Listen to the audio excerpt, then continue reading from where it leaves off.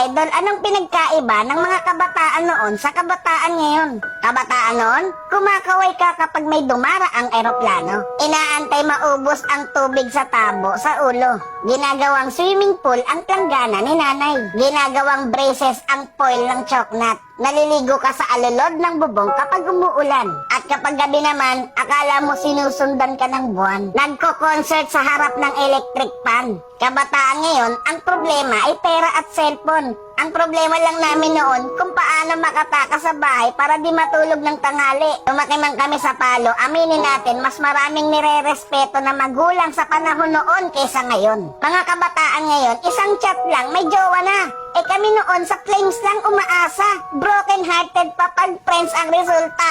Mga kabataan noon, ang dami ng alam na trabaho. Kesa sa kabataan ngayon, tamad na, puro pa gadgets, di pa mautusan. Minsan nagiging ibon, minsan nagiging paniki. Wait lang. Batako. Idol, hindi kawawa ang batang inuutusan sa gawaing bahay. Ang kawawa ay yung batang lumalaki na walang alam sa buhay. Yung nakaranas lang ang pupuso nito. Real talk yan.